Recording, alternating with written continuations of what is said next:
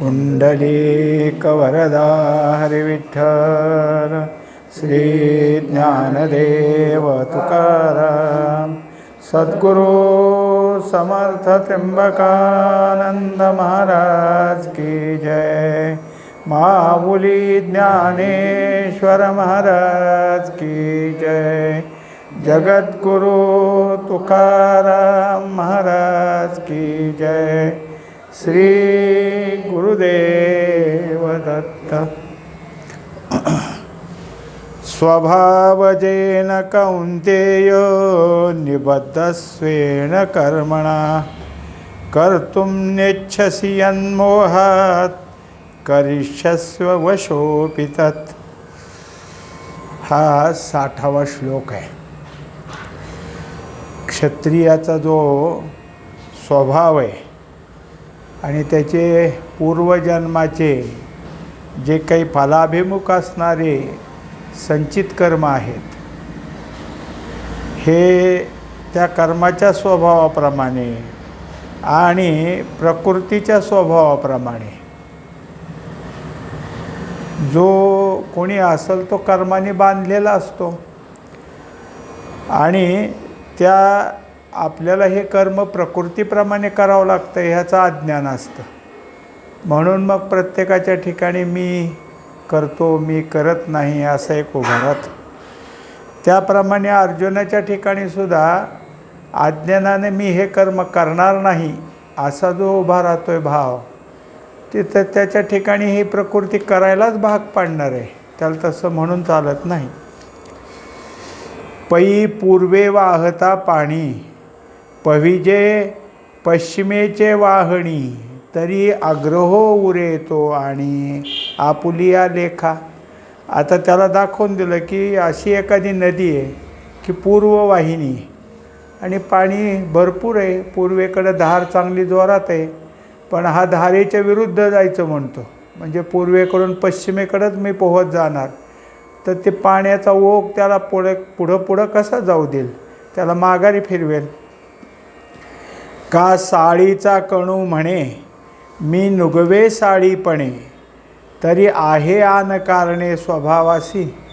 आता साळी पेरल्या पण साळी म्हणल्या मी साळी म्हणून नाही उगवणार, मी दुसरं काहीतरी उगवणार, असं कधीच होणार नाही, कारण त्याचा साळीपणानं उगवणं हा स्वभाव आहे। तैसा क्षात्र संस्कार सिद्धा प्रकृती घडीला अशी प्रबुद्धा आता नुठी म्हणसी हा धांदा परी उठविजतसी तुझं। आता हे जे काय असेल तर त्याच्या ठिकाणी काय आहे तर क्षत्रियत्व आहे आणि क्षत्रिय संस्कारानं तो सिद्ध आहे। मग त्याच प्रकारची त्याच्या ठिकाणची प्रकृती आहे आणि त्या प्रकृतीच्या ठिकाणी तो भाव आहे, त्या प्रकृतीच्या ठिकाणी जर काय असेल तर तशाच प्रकारची बुद्धी आहे। मग मी हे करणार नाही असं जे काही तू म्हणतोस असं नाही, तुला ते करायला प्रकृती उठवणार आहे। शौर्य तेज दक्षता एवं मादिक पांडुसुता गुण दिधले जन्मता प्रकृती तुझं। तू कसा आहे, शूर आहेस, तुझ्या ठिकाणी जिंकण्याचं पराक्रमाचं तेज आहे, तू सगळं काही क्षत्रियात जे दक्षता असते ते दक्षता आहे, ह्या सगळ्यानं तू पण परिपूर्ण आहेस, अनुरूप आहेस, म्हणजे सगळं तुझ्या ठिकाणी आहे आणि हे जन्मताच आहे तुझ्याजवळ, हे काही नवीन कुठून गुण निर्माण झालेले नाहीत। म्हणून तिही गुणी बांधलाशी तू कोदंड पाणी त्रिशुद्धी निगशी वाहणी क्षात्राची। आता क्षत्रिय आहेस, क्षत्रिय स्वभाव आहे, दुसरी गोष्ट प्रकृती तुला ते करायला भाग पाडेल आणि तिसरं काय आहे तुझ्या ठिकाणी ती धमक आहे। हे सगळं असूनसुद्धा मी हे करणार नाही म्हणून बाजूला निघतो, पण हे क्षत्रियत्व तुला बाजूला निघू देणार नाही। ना हे आपुले जन्म मूळ न विचारितच केवळ न झुंजे ऐसे आढळ व्रत जरी घेसी। आता मी कोणत्या कुळात जन्माला आलो, मी जन्मल्यापासून काय काय केलं आहे, कोणत्या प्रकारचं शिक्षण घेतलं आहे, त्या शिक्षणात मी कोणत्या प्रकारचं काय आहे की तरबेज झालो आहे हे तू कधी लक्षातच घेत नाहीस। आणि व्रत मात्र काय घेतो की मी युद्ध करणार नाही, असं व्रत घेतोस. तरी बांधोनी हात पाये जो रथी घातला होय, तो न चले तरी जाये दिगंता जेवी. आता ज्याप्रमाणे एखाद्याचे हातपाय बांधले आणि त्याला रथात घातला, आता मी कुठंच जाणार नाही, मी चालणार नाही म्हणलं तर रथ चालतोय ना. रथाच्या वेगानं त्याला त्या कुठं जिथं रथ जाईल तिथपर्यंत जावंच लागेल. तैसा तू आपुलिया कडुनी मी काहीच न करी म्हणोनी, ठासी तरी भरवसेनी तूच करसी. आता किती जरी तू म्हणत असशील मी करणार नाही, पण आम्हाला भरवसा आहे की तू निश्चित तुझ्या प्रकृती स्वभावाप्रमाणे हे करशीलच. उत्तर वैराटीचा राजा पळता तू का निघालासी झुंजा, का क्षात्र स्वभाव तुझा झुंजविल तुझं. आता ज्यावेळेस तू काय आहे की 1 वर्ष अज्ञातवासात होतास आणि त्यावेळेस त्या ठिकाणी काय झालं की कौरवानं त्यांच्या गायी नेल्या, कौरवानं त्यांच्यावर काय आक्रमण करायला सुरुवात केली, तेव्हा तो उत्तर त्या वैराटीचा राजा घाबरून पळायला लागला. मग तो त्याला रथाच्या खांबाला बांधलं आणि गेलास. मग त्यावेळेस तुझ्या अंगात हे कुठून आलं? तू तर त्यावेळेस काय ब्रह्मनडा होतास, तरीसुद्धा तुला युद्ध करण्याची जी काय आतून प्रेरणा निर्माण झाली ती तुझा क्षात्र स्वभाव आहे. महावीर 11 अक्षविणी त्वा एके नागविले रणांगणी, तो स्वभावो को दंडपाणी झुंजविल तू ते. आत्तापर्यंत जे युद्ध होणार आहे ह्याच्यात हे समोर 11 अक्षविणी आणि तुमच्या 7, तरी पण तुझ्या ठिकाणी एवढी काही क्षमता आहे की 11ला तू एकटा झुंज देशील. सगळे एवढे 11 अक्षविणीचे असले तरी त्यांच्यापुढं तूच एकटा पुरा आहेस, असा तुझा स्वभाव आहे. असं तुझ्या ठिकाणी काय आहे की युद्ध करण्याची जी काही असणारी शक्ती, शौर्य शक्ती ती आहे. हा गा रोगू काही रोगिया आवडे दरिद्र दरिद्रिया, परी भोगविजे बळिया द्रष्टे जेणे. आता कोणी रोगी स्वतःला म्हणत नाही मला हा रोग व्हावा, त्याला येतोच आणि आल्यावर त्याला त्याचे भोग भोगावे लागतात. दरिद्री स्वतःला दरिद्री यावं असं कधीच इच्छा करत नाही, पण आल्यावर त्याला ते भोगावंच लागतं. तसं तुझ्या पुढं आता हे जे काही आलं आहे ते तुला भोगावं लागेल. ते अद्रष्ट अनारिसे न करील ईश्वर वसे, तो ईश्वरही असे हृदयी तुझ्या. तेव्हा हे आपल्या ठिकाणी जे अदृष्ट आहे किंवा प्रारब्ध आहे ते प्रारब्धाप्रमाणे सगळं होतं. आणि हे प्रारब्ध कोण चालवतं? ते ईश्वर. आणि ईश्वर सगळ्यांच्याच ठिकाणी तो ज्याच्या त्याच्या प्रारब्धाचे जे जे काही कर्म असतील ते त्याच्याकडून करून घेतो. ईश्वर सर्वभूतानां हृद्देशेऽर्जुन तिष्ठति, भ्रामयन् सर्वभूतानि यंत्रारूढानि मायया. हा 61वा श्लोक आहे. आता त्याच्यामध्ये सांगतात की मायेचा उपाधीची धारणा करून ईश्वर हा सर्वांच्या ठिकाणी, म्हणजे जसं प्रत्येकाच्या ठिकाणी काय आहे की लिंगदेह आहे आणि लिंगदेहाचा अभिमानी तैजस आहे, पण त्या सर्व जगताचा जेवढा लिंगदेह आहे त्याचा सगळ्यांचा तैजस नावानं अभिमान घेणं त्यालाच हिरण्यगर्भ असं म्हणतात. तो ईश्वर समष्टीच आहे. त्यामुळे सगळ्या समष्टीत लिंगदेहाच्या ठिकाणी कोणाचं काय त्याला कळतं आणि त्याप्रमाणे सर्व भूतांना त्यांच्या त्यांच्या कर्माप्रमाणे तो फिरवत असतो. त्यांची कर्म बघून त्यांच्या कर्माप्रमाणे त्यांना त्या कर्माकडे पाठवतो. सर्व भूतांच्या अंतरी हृदय महांबरी, चिद्वृत्तीच्या सहस्त्रकरी उदयला सेव्यो. आता ईश्वर कसा आहे तर प्रत्येकाच्या अंतःकरणात आहे. तो त्या ठिकाणी राहून काय करतो तर जी चिद्वृत्ती आपली म्हणजे जी शुद्ध वृत्ती, त्या शुद्ध वृत्तीतनं ज्ञान बाहेर आणतो आणि मग त्या ठिकाणी काय होतं, ज्ञानाचा उदय होतो. म्हणजे मनुष्य जसा झोपीतनं जागा झाला म्हणजे थोडंसं काय होतं, आपण आता जागा होऊ लागलो आहे एवढंच त्याला कळतं, हे सामान्य ज्ञान. आणि मग लगेच तो उठतो. म्हणजे त्याला आता कळतं की मला उठलं पाहिजे, माझ्या मागं काम आहे किंवा मला कुठं गावाला जायचं आहे. हे जे काही त्याच्या ठिकाणी आठवतं त्याच्या अंतःकरणात, हे ज्ञानाचं स्फुरण ईश्वरद्वारा येतं. अवस्थात्रय तिन्ही लोक प्रकाशोनी अशेख अन्यथा दृष्टीपांथिक चेवविले. आता होतं काय की ईश्वराचं ज्ञान जे आहे ते बाहेर येतं, पण त्या ज्ञानाच्या ठिकाणी ह्या तिन्ही अवस्था आहेत. कारण ते प्रकृतीचा भावच आहे. तिथं जागृती आहे, स्वप्न आहे, सुषुप्ती आहे आणि त्या ओळीने येतात. त्याला काय आज ईश्वर विसरला म्हणून सलग जागृती 8 दिवस दिली, सलग स्वप्नच दिलं असं कधीच होत नाही. ते त्या वेळेला त्या अवस्था येतच राहतात. कोणत्या अवस्थेचा किती कालावधी हे आपल्याला काय होतं कळतं. जसं आपण जागे झालो पण झोपेपर्यंत जागृती आहे हे कळतं, कारण त्यावेळेस ज्ञानानं आपण जागे आहोत. पण स्वप्न किती कालाचं आहे हे कळत नाही. आणि मी किती वाजता झोपलो आणि किती वाजता उठतो हे उठल्यानंतर कळतं. प्रत्यक्ष झोपीत आता किती काळ झाला हेही कळत नाही. मग हे सगळं जर काही असेल ते त्या अवस्थात्रय या प्रकृतीपासून चालतात. आणि प्रकृतीतनं एकदा ह्या दोन्ही अवस्था आल्या बाहेर, कोणती जागृती आणि स्वप्न, तिथं मात्र काय होतं की मग देहपणानं स्वतःचा स्वभाव घेऊन हे सगळं जे काही जगत आहे ते जगत सत्य मानून जगताशी व्यवहार करण्याचा जो काही त्या देहरूपी आत्म्याचा म्हणजे जीवाचा खेळ चालतो त्याला अन्यथा दृष्टी असं म्हटलं आहे. म्हणजे जी दृष्टी जिकडं जायला पाहिजे तिकडं जाता कुठं जाते, आता दुसरीकडं जाते. ही अन्यथा दृष्टी. आणि मग हे काय आहे की जसं उदाहरण दिले की कोणीतरी धर्मशाळेत झोपलेला पांथस्थ सकाळ झाली म्हणजे उठून निघतो.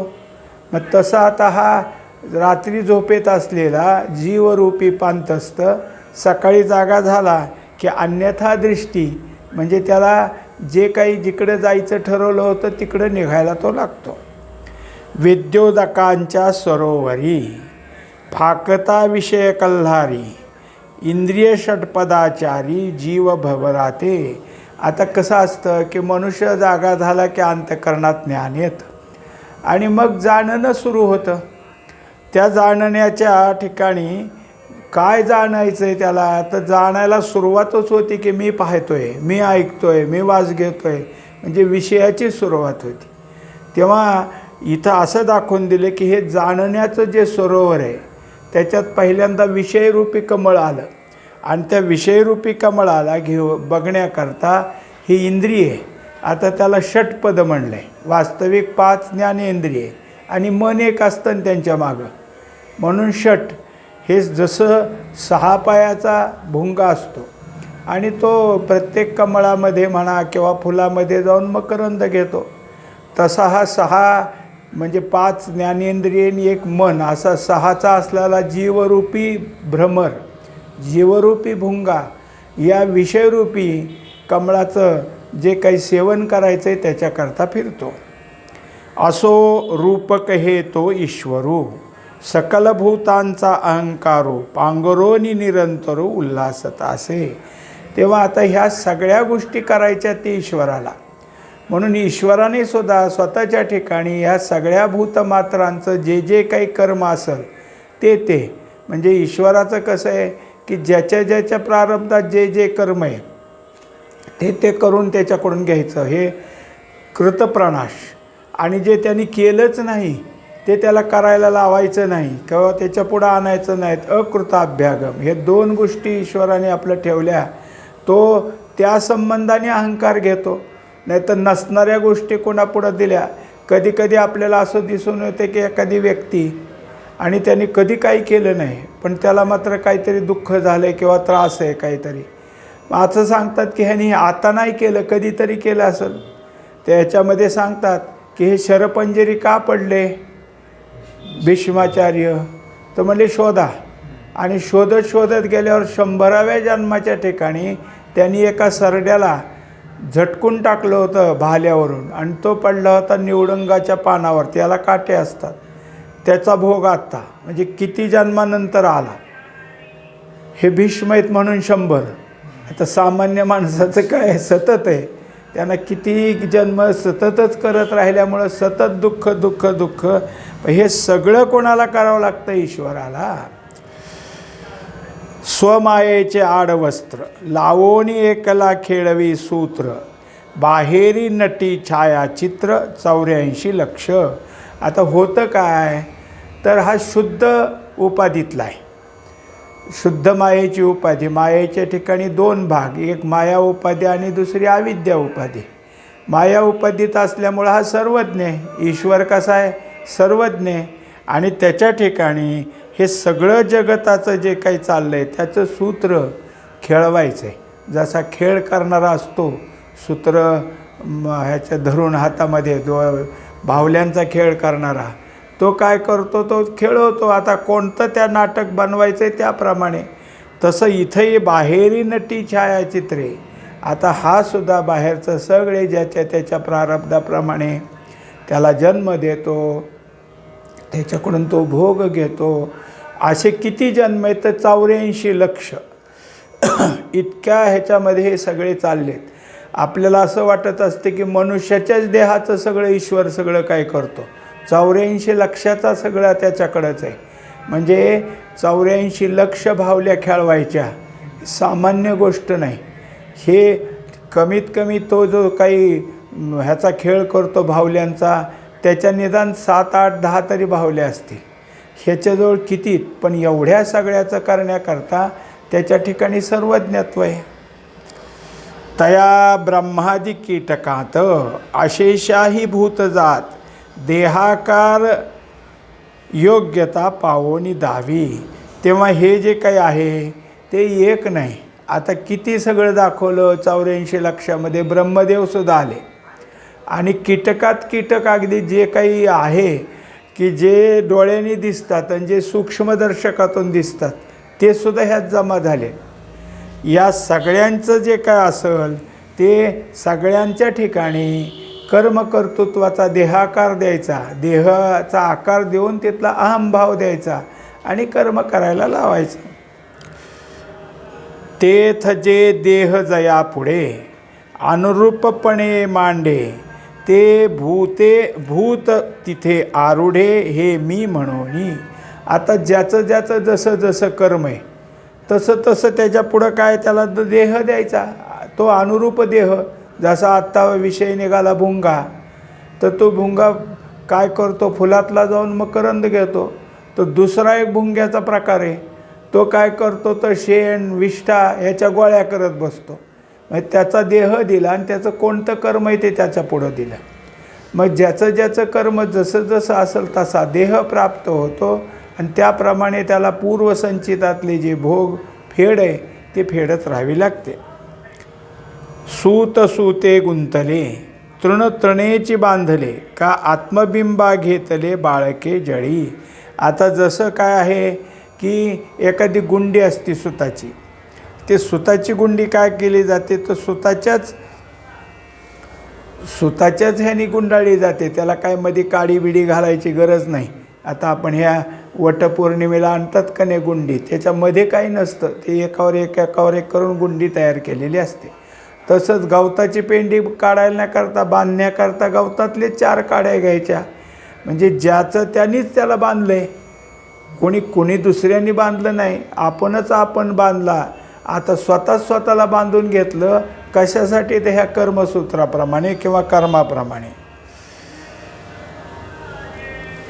का आत्मबिंबा घेतले बाळके जळी. जसं आता बाळ एखादा मुलगा पाण्याच्या कडेला आला म्हणजे त्याला त्याचंच प्रतिबिंब दिसतं आणि मग त्याचं प्रतिबिंब घेण्याचा तोच प्रयत्न करत असतो. तयापरी देहाकारे आपण पेच दुसरे, देखोनी जीव आविष्कारे आत्मबुद्धी. तेव्हा आता देहाचा आकार धारण करायचा, देहाला धरून स्वतःचं मीपणा घ्यायचा, त्याचा तो जीव आविष्कार घेतो. आणि हे सगळं करायला कोण आहे? तो जीवात्माच आहे.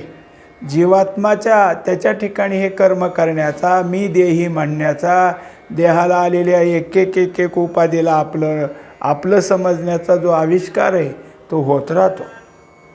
ऐसेनी शरीराकारी यंत्रीभूते अवधारी वाहोनी हालवी दोरी प्राचीनाची.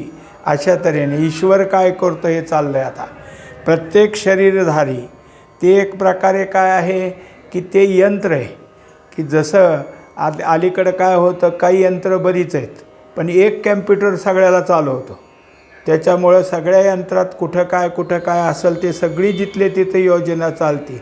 तसा एक ईश्वर सगळे देहधारी यंत्र आणि त्या सगळ्या यंत्राचं सगळं काही चालवतो. पण स्वतःला वाटतं असं नाही. प्राचीनाची दोरी म्हणजे जे ज्याच्या ठिकाणी आहे त्याप्रमाणे. तेथ जयाजे कर्मसूत्र मांडोनी ठेविले स्वतंत्र ते तिये गती पात्र होची लागे.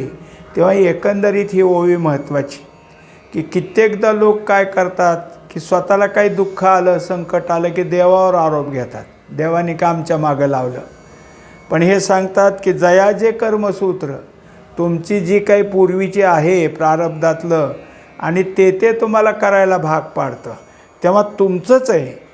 तुम्हीच ते पूर्वी करून ठेवले, त्याच संस्काराला आता काय झालं आहे, फल आलं आहे किंवा ते बाहेर आलेत.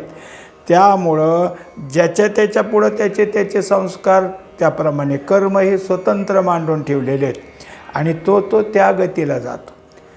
मी हे करणार आहे असं न ठरवतासुद्धा करायला त्याच्या ठिकाणी काय आहे की गती मिळत असते. म्हणजे एकंदरीत मी करूनही मनुष्य कर्म करतो, मी न करता अगदी काय आहे सहजतेने कर्म करतो. म्हणजे काहीला ठरवून असतं इच्छा कर्म आणि काहीला दुसऱ्यांनी सांगितलं म्हणून परेच्छा कर्म आणि काही कर्म मनात नसून सुद्धा केली जातात. अनिच्छा ही जी काय आहे हे केलीच जातात. पण ही सगळी काय आहे प्रारब्धानुसारच त्याच्या पुढं आलेली आहेत.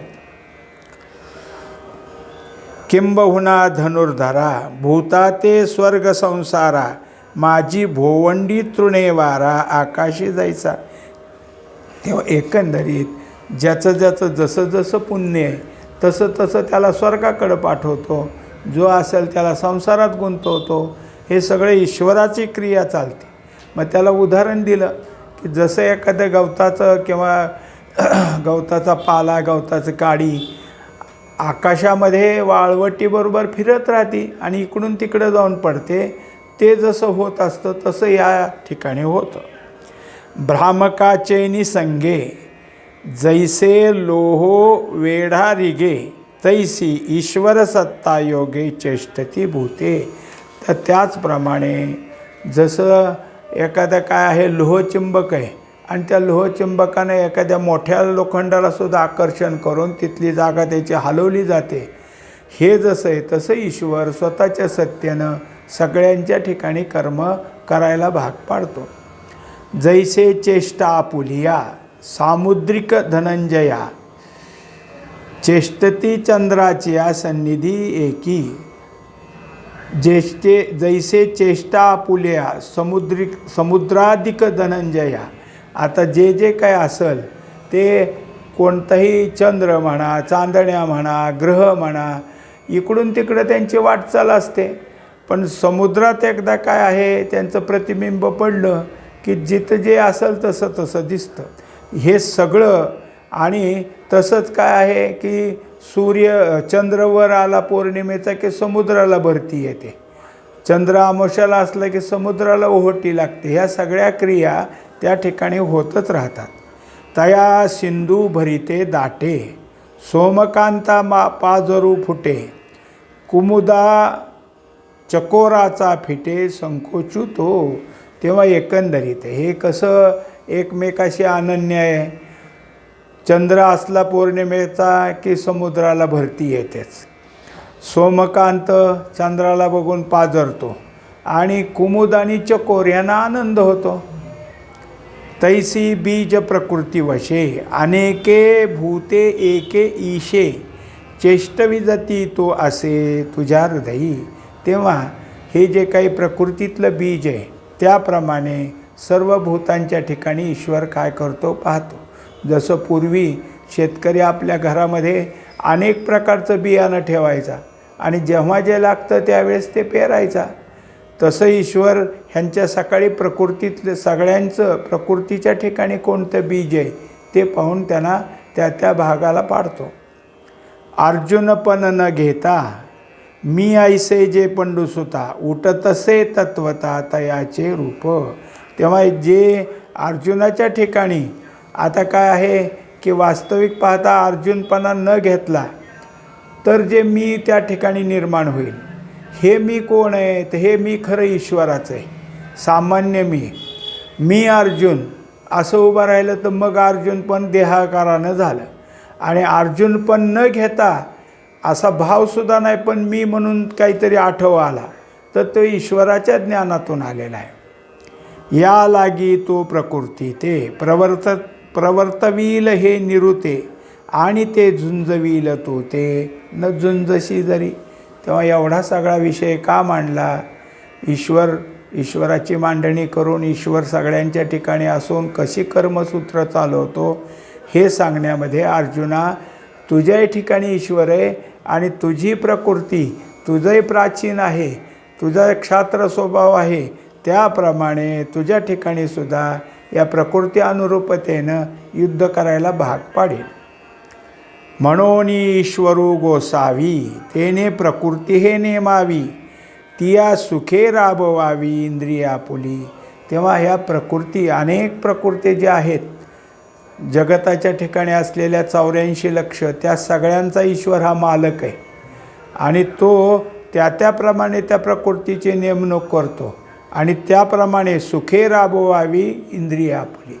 त्यामुळे त्या प्रकृतीला ती इंद्रिये तिथं मग आता एखादं कर्म आपल्यावर आल्यावर ते अनिच्छा समजून दुःख करण्यापेक्षा हे प्रारब्धाचं आणि ईश्वरांनी पाठवलेलं आहे असं जर ठरवून केलं तर सुख लागल ना. अनिच्छा म्हणण्यापेक्षा ईश्वरीय कर्म आहे, प्रारब्धी आहे असं समजलं तर दुःख होणार नाही. तू करणे न करणे दोन्ही लावोनी प्रकृतीच्या मानी प्रकृती ही का आधीनी हृदयस्था जया. तेव्हा आता हे करायचं का न करायचं हे तू नको ठरव, प्रकृती ठरवल. आणि प्रकृती कोणाचं ठरवल? तुझ्या हृदयात जो बसलाय त्याचं. तो जो काय करायला लावील त्याप्रमाणे तुझ्या ठिकाणी ते होत राहील. पुंडलिक वरदार विठ्ठल श्री ज्ञानदेव तुकाराम सद्गुरु समर्थ त्र्यंबकानंद महाराज की जय. माऊली ज्ञानेश्वर महाराज की जय. जगद्गुरु तुकाराम महाराज की जय. श्री गुरुदेव दत्त.